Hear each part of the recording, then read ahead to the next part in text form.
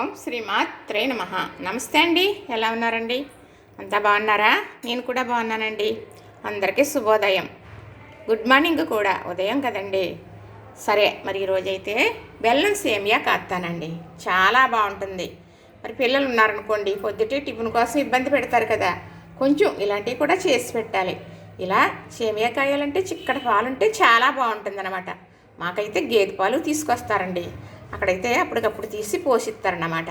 చాలా బాగుంటాయి. అందుకే అప్పుడప్పుడు ఇలా చేస్తూ ఉంటాను.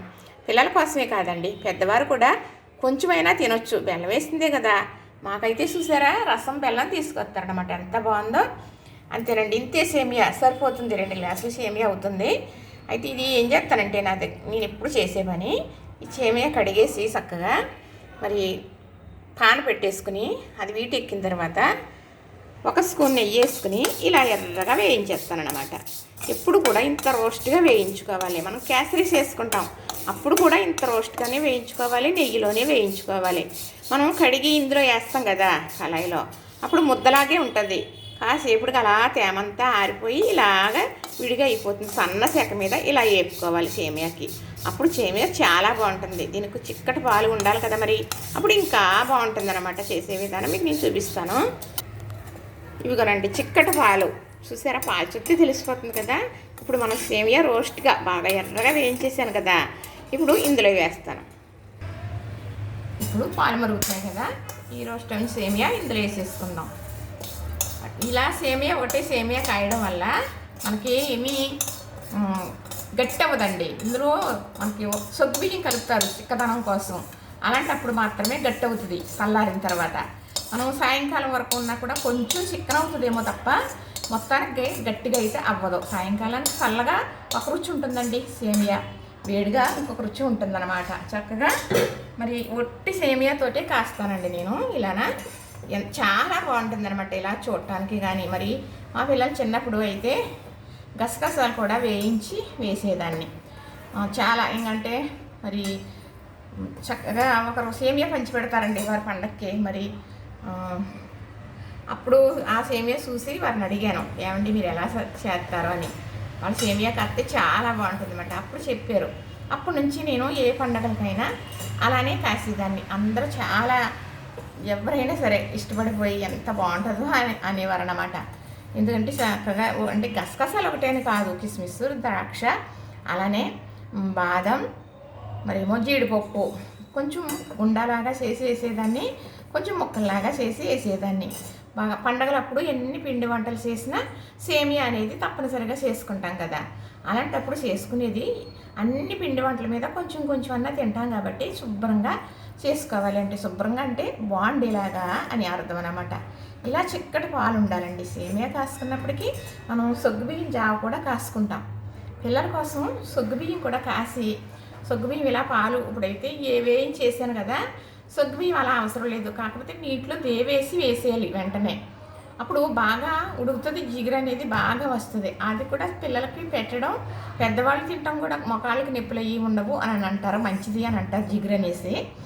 అలా సగ్గు జావ కూడా అంటే వేడి అనేది చేయదండి. ముందు నొప్పులు అయ్యి తగ్గుతుంది అనేది ఎలా ఉన్నా సగ్గుబియ్యం జావ ఎప్పుడు తాగుతారంటే మరి మోషన్స్ అవుతూ ఉంటాయి అనుకోండి, లూజ్ మోషన్స్ తగ్గాలి అంటే సగ్గు జావ కాసేసుకుని ఎలానా పాల్లో కాదు, వట్టి నీళ్ళలోనే ఉడికించేసుకుని బాగా ఉడికేసిన తర్వాత మరి ఒక్కొక్కరు ఇష్టాన్ని బట్టి బెల్లం కానీ, పట్టి బెల్లం కానీ, లేదంటే పంచదార కానీ వేసుకుని తాగుతారనమాట. అది మంచి సలవ చేసేసి వెంటనే కూడా మోషన్స్ కట్టిడిపోతాయి, ఇంకా అసలు అవ్వవన్నమాట.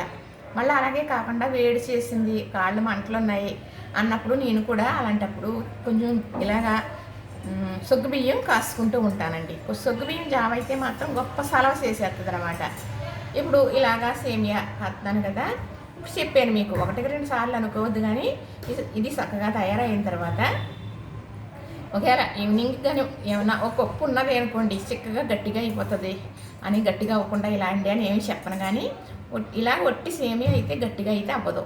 మరి ఇందులో కనుక మనం సగ్గుబియ్యం కలిపి ఇలా సేమియా చేసామనుకోండి, సగ్గుబియ్యం కలిసినప్పుడు జిగురు ఉంటుంది కదా, చల్లారితే గట్టి అయిపోతుంది అన్నమాట. ఇప్పుడు పరమాన్నం వండుతాం కదా, అందరూ సగ్గుబియ్యం వేస్తారు చాలామంది, ఎందుకంటే చిక్కగా ఉండటం కోసం. అలా వేసినప్పుడు కూడా మరి మధ్యాహ్నం వరకు ఉంటే అది గట్టిగా అయిపోతుంది. పరమాన్నం కూడా ఒకలాగా ఉండాలన్నమాట. అంత గట్టిగానే ఉండకూడదు, అంత బాగా లూజుగానే ఉండకూడదు. దేవుడి పెట్టేదైనా కానీ మనం చేసుకుని పిల్లల కోసం చేసిందైనా కానీ అది కూడా చిక్కటి పాలు ఉండాలి. పరమాన్నం సగ్గు బియ్యానికైనా ఇలాగా సేమియాకైనా పాలు అనేది మాత్రం చిక్కగా ఉండాలి. దీనికి ఒక్క ఇలాచి దంచుకుని వేసుకుందామండి చక్కగా. అలానే ఇది రసం బెల్లం చెప్పాను కదా, బెల్లం ఇదే తీసుకొస్తారండి. మంచి కలర్ ఉంటుందా, అలానే మంచి రుచి ఉంటుంది, మంచి ఆరోగ్యం. ఇది ఏంటంటే మనం పాల్లో సేమియా వేసిన తర్వాత చిమ్లో పెట్టేసుకున్నామంటే ఏదన్నా చేసుకుంటూ ఉన్నాం అనుకోండి, ఈ సేమియా బాగా బాగా ఎలా అంటే సిలుకులాగా మెత్తగా ఉడికిపోద్ది అన్నమాట. అలాగా అప్పుడు చాలా రుచి వస్తుందండి. ఏం అవసరం లేదు ఇందులో, ఒక ఇలాచీ మాత్రం దంచేస్తాను, నాకు జీడిపప్పు అలాంటిది ఏమీ వేయను.